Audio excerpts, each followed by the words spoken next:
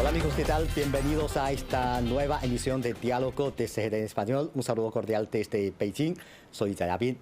Los problemas actuales relacionados con el medio ambiente son un tema sumamente importante y complejo que el mundo está enfrentando. Las crisis de cambio climático, la decreciente biodiversidad y la contaminación ambiental no solo amenazan el sistema ecológico, sino que también representan enormes riesgos para la existencia y el desarrollo del ser humano. Para analizar estos temas en nuestro programa de hoy contamos con la presencia de Lucas Gutiérrez Rodríguez, doctor en Ecología y profesor en la Escuela de Ciencias de la Vida e Ingeniería de la Universidad de Ciencia y Tecnología del Suroeste de China. Hola profesor, ¿qué tal? Bienvenido a nuestro programa. Hola, buenas tardes. Un placer estar con vosotros. Muchas gracias. Bueno, hoy vamos a tocar un tema un poco preocupante. Sabemos que usted lleva muchos años investigando temas ecológicos. Según su opinión, ¿cuáles son los principales retos ecológicos globales a los que nos enfrentamos en la actualidad? Sí, bueno, en primer lugar destacaría que estamos en un momento crítico porque los procesos de cambio medioambiental se están acelerando mucho desde hace varias décadas y destacaría, por un lado, la amenaza que suponen estos cambios para 1 millón de especies y múltiples ecosistemas de la biosfera, sí, por una parte, y por otra parte el rápido incremento de las temperaturas y el cambio climático que está alterando la interacción también entre cambio climático con biodiversidad. Y por otra parte, la aceleración del cambio climático se deben fundamentalmente a la acción del ser humano en la Tierra por la insostenibilidad de sus actividades, la incidencia que tienen las transformaciones en el sector energético con la combustión de combustibles fósiles, así como los rápidos cambios de usos del suelo que se están produciendo. Eso tiene como efecto un incremento de los gases de efecto invernadero y una acentuación del efecto invernadero y como consecuencia el incremento de las temperaturas. Por otra parte, el tema de la biodiversidad, de la pérdida de biodiversidad, se debe fundamentalmente a varios factores. Por un lado, la sobreexplotación de los recursos naturales. Asimismo, el tema del cambio climático la afecta directamente, y la pérdida de hábitats, así como se está produciendo, por tanto, unos efectos negativos sobre las especies y sobre la temperatura también, que afectan en su conjunto a la calidad de vida de las personas. Es, por tanto, un problema que nos afecta como sociedades a todos. Claro. Digamos que ahora el cambio climático es un desafío global más urgente al que nos enfrentamos hoy en día. ¿Por qué? ¿Cuál es su impacto en nuestro planeta y en nuestras vidas? Sí, en primer lugar, hablando del cambio climático, hay que destacar que estamos hablando del rápido incremento de las temperaturas. Ya se ha incrementado en 1,1 grados centígrados con respecto a las temperaturas preindustriales. Esto, además, viene acompañado de la alteración del patrón de lluvias, así como del incremento de fenómenos meteorológicos extremos. Estamos viendo huracanes, estamos viendo sequías, este tipo de hechos que ponen en riesgo a las vidas humanas y a los ecosistemas, así como en el tema de los océanos y los mares, la acidificación de las aguas marinas como resultado del incremento de la concentración del CO2, pues tiene efectos también sobre la biodiversidad marina y sobre los límites que tiene la biosfera para acumular y amortiguar estos cambios. ¿Qué cambios se está produciendo sobre, las especies? Pues por una parte, ese incremento medio de las temperaturas, ese cambio de las condiciones ambientales, está alterando la fenología, que no es otra cosa que los cambios temporales del comportamiento de las especies. Está cambiando también, está produciendo desplazamientos importantes en las especies y una reestructuración de la estructura de los ecosistemas. Claro. ¿Esto qué significa? Pues que hay muchas especies y poblaciones que no tienen tiempo para adaptarse a la velocidad tan rápida del cambio climático. Esto por una parte. Por otra parte, eso en cuanto a las temperaturas medias. En cuanto a los fenómenos meteorológicos extremos, por ejemplo, altas temperaturas y grandes sequías, esto está acentuando los problemas de los incendios forestales. Recordemos que muy recientemente en Canadá han ardido más de 18 millones de hectáreas. El año anterior, en 2022, el verano fue desastroso en el ámbito del Mediterráneo. Hubo un gran número de incendios. Esto se produce fundamentalmente porque la humedad del combustible que está presente en los bosques está alcanzando niveles críticos muy bajos, lo cual potencia la inflamabilidad, la facilidad para que ardan estos bosques al mínimo chispazo. Y por otra parte, destacaría los efectos que tienen este incremento de las temperaturas medias, este incremento de fenómenos extremos, sobre la funcionalidad de los mismos ecosistemas. Las funciones de los ecosistemas se están viendo amenazadas. Por ejemplo, todos sabemos que un bosque realiza una fotosíntesis, con la que fija el carbono. Asimismo, está produciendo unos procesos de respiración autotrófica y heterotrófica, y que esto tiene consecuencias sobre el balance de carbono. Dicho de otras palabras, y para que la gente lo entienda, en el caso de ecosistemas tan importantes regionales como el caso del Amazonas, este cambio climático puede hacer que un ecosistema tan importante como el selvático como el Amazonas pase de ser una zona de sumidero de carbono a una zona que se vaya a ir degradando y se vaya siendo una fuente de carbono, de emisiones, lo cual sería muy peligroso porque cambiaría los climas locales y acentuaría todavía más el cambio local. Y como consecuencia de todo esto, ¿qué efecto tiene sobre las sociedades y personas? Pues muy importante, porque por un lado estos servicios y contribuciones de los ecosistemas y de la naturaleza que tienen sobre las sociedades, los alimentos, por ejemplo, a veces con las sequías pues hay crisis de alimentos, ponen en riesgo la alimentación de las personas, los golpes de calor afectan directamente a la salud de miles de personas con fallecimientos, especialmente en la población más mayor.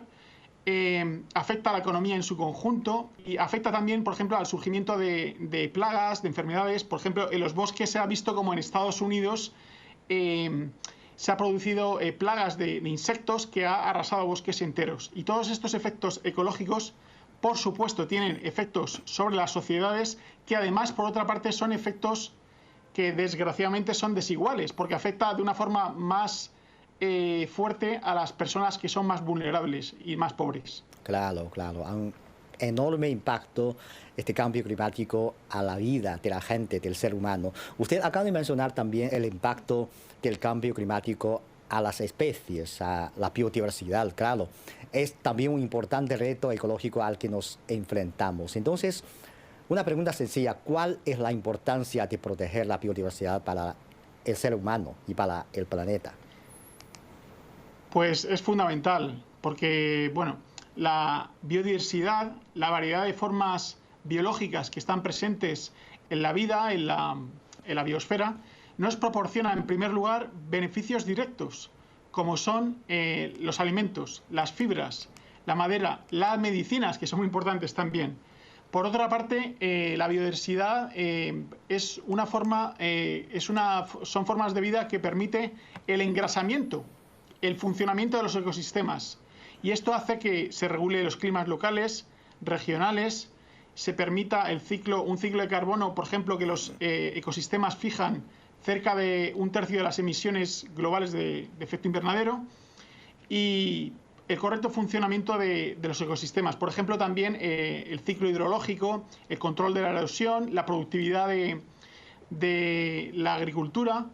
Este tipo de regulación de ecosistemas son fundamentales para las economías, porque mediante estas funciones, estos servicios ambientales, podemos obtener alimentos y un clima, en definitiva, saludable para la gente. Y por otra parte, es muy importante también las contribuciones que hacen en el plano cultural, porque todos sabemos que el mundo es un mundo diverso, con distintas culturas, distintas formas de entender la vida y la naturaleza, y, en mi opinión, siempre y cuando estas culturas sean compatibles también, esas formas de saberes tradicionales sean compatibles con la ciencia más moderna y avanzada, pues también tienen su importancia y su valor. Entonces, destacaría que como mensaje clave para entenderlo, que la biodiversidad es fuente de vida, es fuente de salud para la humanidad.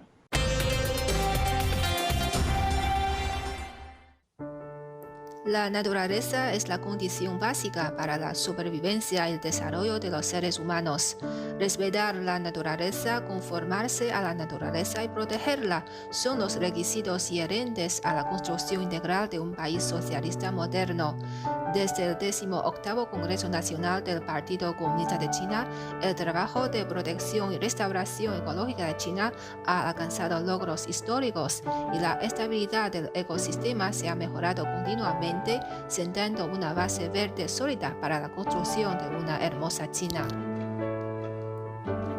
Desde 2016, el gobierno chino ha invertido un promedio de alrededor de 10.000 millones de yuanes anuales para implementar 52 proyectos integrados de protección y restauración de montañas, ríos, bosques, campos, lagos, pastizales y desiertos en todo el país.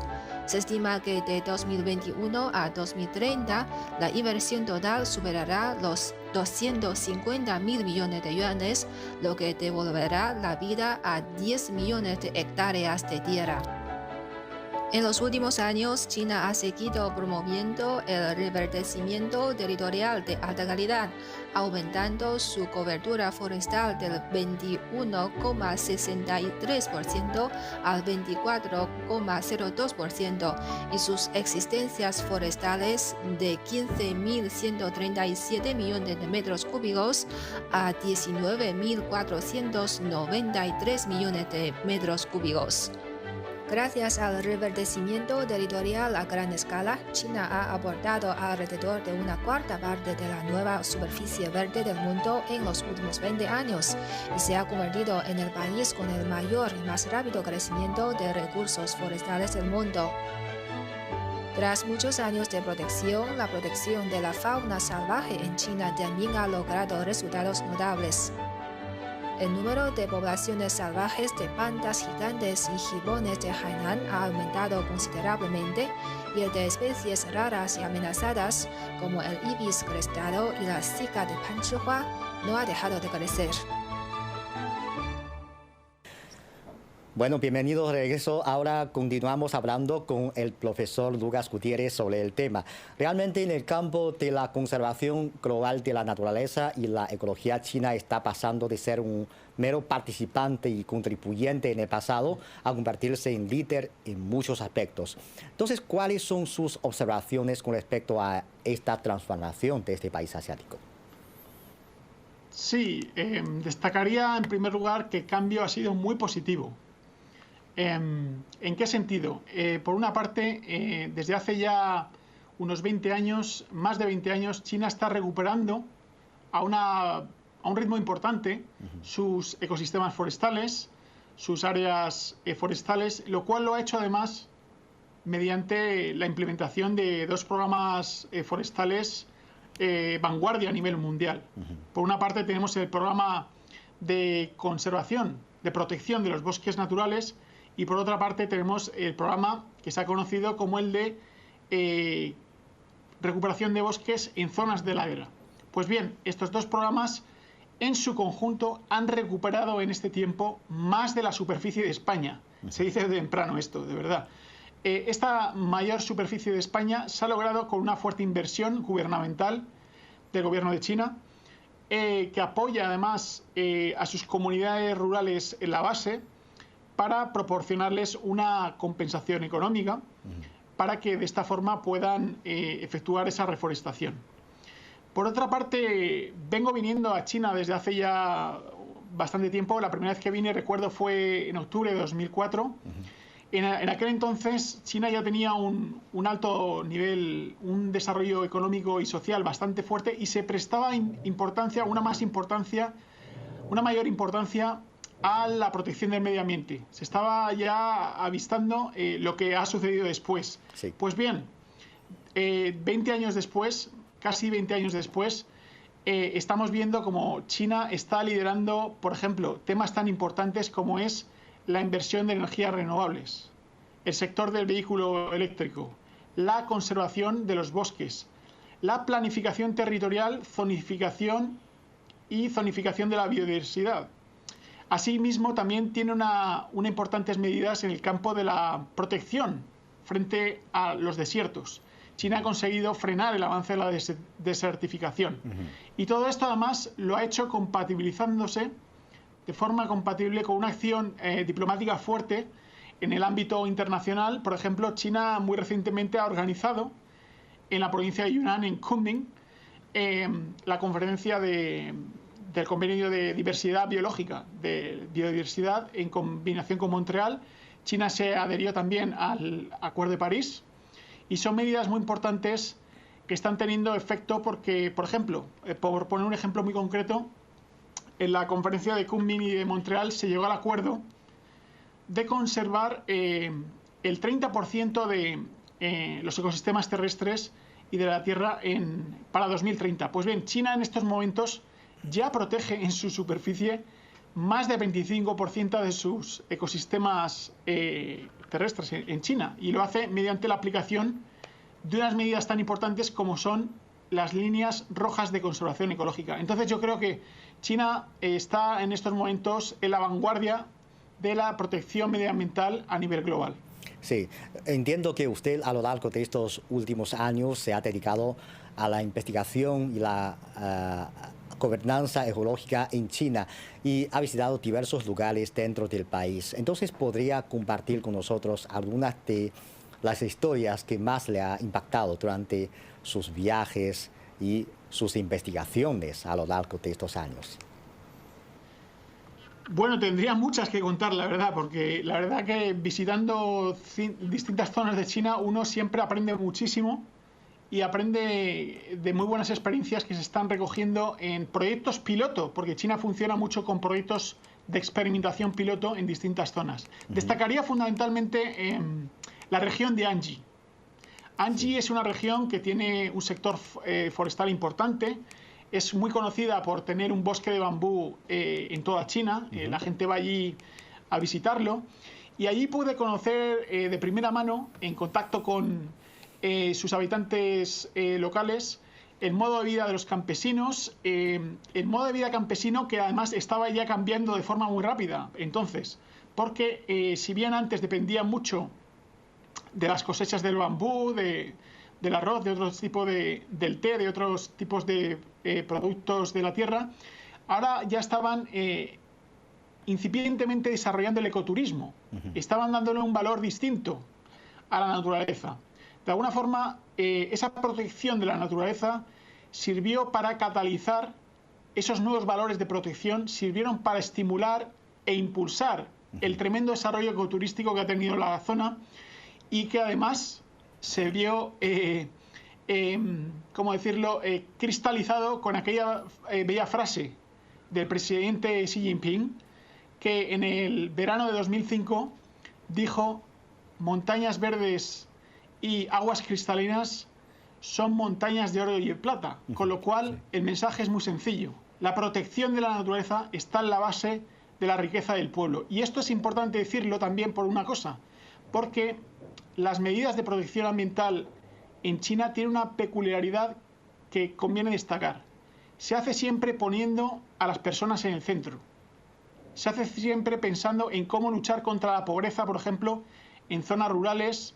Hemos visto en Yunnan, hemos visto en otras zonas, de forma muy significativa cómo han mejorado los campesinos y las zonas rurales sus ingresos y de forma protegiendo la naturaleza, claro. Claro, bueno, en este momento quería hacerle una pregunta. ¿Son contradictorias la protección ecológica y el desarrollo económico? Digo esto porque yo creo que para la protección del medio ambiente a veces un país tiene que dedicar muchos recursos económicos y por otra parte también hay que controlar el desarrollo de cierto sector de desarrollo, especialmente para los países en desarrollo. Entonces, ¿cómo ve esta relación? Objetivamente, no necesariamente. Y me explico. Esa frase, por ejemplo, tan clara del presidente Xi sobre las montañas, ¿no? Verdes y aguas cristalinas, pone de relieve una cosa muy significativa, que es: si protegemos la naturaleza, los bosques, las aguas, los suelos, el aire, garantizamos el correcto funcionamiento de los ecosistemas y con ello, con el funcionamiento de los ecosistemas, garantizamos el flujo de materiales y de energía hacia la sociedad. De manera que, en teoría, y con la tecnología adecuada se puede conseguir. Y esto además se está haciendo significativamente en China de una manera muy clara, con la propuesta que tiene de construcción de una civilización ecológica. Entonces, destacaría además que para tener en cuenta desde un punto de vista más amplio el tema de desarrollo y protección de la naturaleza, hay que tener en cuenta una cosa muy importante, que es la ciencia y tecnología que hay en cada momento histórico. Por ejemplo, en cada momento histórico tenemos un desarrollo adecuado, un determinado desarrollo de fuerzas productivas. Ese desarrollo de fuerzas productivas, conjuntamente con niveles de tecnología que son claves para la economía, con unas medidas gubernamentales, unas leyes acordes, pueden garantizar de forma clara el desarrollo sostenible. Y yo creo que China va en la buena dirección. Sí, claro. Concretamente en China, por ejemplo, ¿cuáles son los ejemplos o en qué se destacaría el aprovechamiento de las tecnologías para lograr su gobernanza ecológica en el país o su tratamiento de la contaminación? ¿Qué nos puede contar sobre este tema? Sí, bueno, en primer lugar decir que la ciencia y tecnología es un componente clave de las fuerzas productivas. Hace más eficiente el uso de los recursos naturales. Apostar por la ciencia y tecnología es clave para incidir sobre la cuestión ambiental. Digamos que en el caso concreto de las tecnologías que China está aplicando, tiene unas tecnologías muy avanzadas, por ejemplo, en el campo energético de las nuevas energías renovables, que además lo están compatibilizando para hacerlo más sostenible. Por ejemplo, en zonas donde se ponen placas solares también se compatibiliza con pastos y aprovechamientos para la población local, lo cual me parecen unas medidas muy apropiadas.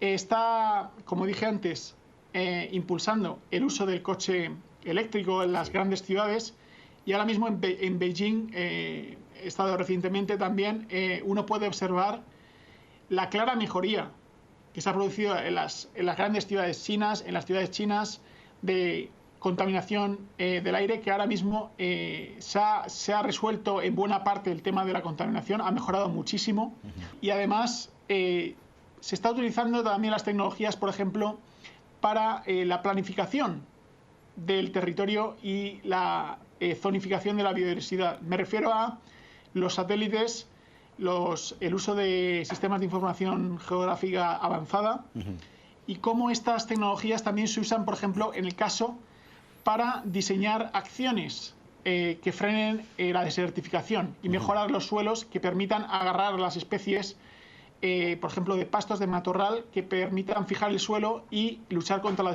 desertificación. Si incrementan las temperaturas, necesitamos variedades mejoradas biológicas de especies de cultivos para afrontar el incremento también que la gente está demandando de mejores calidad de los productos, de distintas variedades de productos alimentarios, y es muy importante la biotecnología que China está desarrollando para garantizar la seguridad alimentaria. Por tanto, yo diría, el tema del medio ambiente es un tema muy complejo y por tanto hay que tomar medidas audaces, medidas valientes y siempre apostando por la ciencia y por los nuevos desarrollos tecnológicos. Sí, claro. Entonces, ¿qué implicaciones tiene para el mundo la promoción activa de la civilización ecológica por parte de China? Sí, yo creo que el caso está siendo muy positivo, es una mano que China tiende al resto de países a negociar, como lo suele hacer habitualmente. Es una mano tendida a la cooperación. Yo creo que la propuesta de una civilización ecológica es una apuesta basada en la ciencia, es una apuesta que, en mi opinión, está sirviendo para alumbrar desde China un nuevo modo de producción basado en unas tecnologías más avanzadas, una forma de entender la transformación de la naturaleza más acorde con las necesidades de los ecosistemas y de la sociedad también, por supuesto. Aquella frase de actuar de acuerdo a las leyes de la naturaleza, seguir las leyes de la naturaleza para transformar la naturaleza y convivir en armonía con la naturaleza. Todas esas nociones que se tenían también en la China clásica, ahora con los desarrollos científicos y tecnológicos se están fortaleciendo, se están enfocando hacia el futuro. Porque China tiene claro que para afrontar el tema del tema medioambiental global hay que apostar por el desarrollo sostenible. No podemos hacer un ejercicio de decir, bueno, vamos a regresar a tiempos de hace centenios, de hace miles de años. No, eso no es posible. Siempre hay que mirar hacia adelante. Y China lo hace apostando por la ciencia y la tecnología. Y creo, además, que esa potencia que tiene, ese plan que tiene China, que es la construcción de una civilización ecológica, muy importante también es que lo puede aplicar, porque China tiene un sistema social y de gobierno muy avanzado que garantiza la eficacia de las medidas. Y eso le da una rapidez y una flexibilidad. Hay que decir que la gobernanza ecológica global no es un asunto de un solo país, ni tampoco puede resolver por medio de esfuerzos de unos pocos países, sino que hay que haber unas participaciones amplias a nivel mundial. Entonces, para usted, ¿qué tipo de esfuerzos y colaboraciones son necesarios para nuestra gobernanza ecológica a nivel mundial? Sí. En primer lugar, una cooperación estrecha en ciencia y tecnología. Yo creo que la ciencia y tecnología deben ser puestas a disposición de los pueblos, deben ser puestas a disposición de las sociedades, y para eso tiene que haber un intercambio, una comunicación entre los distintos países y científicos de los distintos lugares. Por otra parte, debe haber una cooperación en las medidas necesarias para afrontar el cambio climático y la biodiversidad y la pérdida de biodiversidad, por supuesto. Cada lugar tiene una forma de entender su relación con la naturaleza que podemos entender que en el futuro va a ser más convergente porque necesitamos una transición ecológica, pero al fin y al cabo también una diversidad de culturas que influye también en la forma de aplicar estas medidas. Y yo creo que también, por supuesto, una cooperación económica fuerte, que además ponga en el centro la preocupación medioambiental y la vida de las personas, porque estamos viendo en ocasiones como mientras China tiende la mano a cooperar con otros países, a favorecer el desarrollo compartido, ¿no? Pues hay otros países que se anclan en medidas, ¿cómo decirlo?, medidas totalmente injustificadas contra otras sociedades, sanciones, ese tipo de cosas que no favorecen el desarrollo humano, no favorecen el desarrollo científico y tecnológico y tampoco van bien para afrontar el problema del medio ambiente.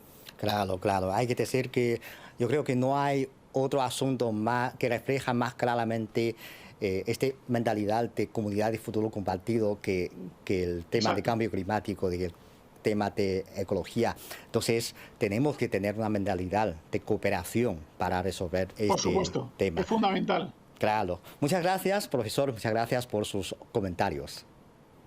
Muchas gracias a vosotros. Un placer. Gracias. Hasta luego. Amigos, así concluimos esta emisión de Diálogo. Gracias por sintonizarnos y les invitamos a continuar disfrutando de los programas de CGTN en español. Hasta la próxima emisión.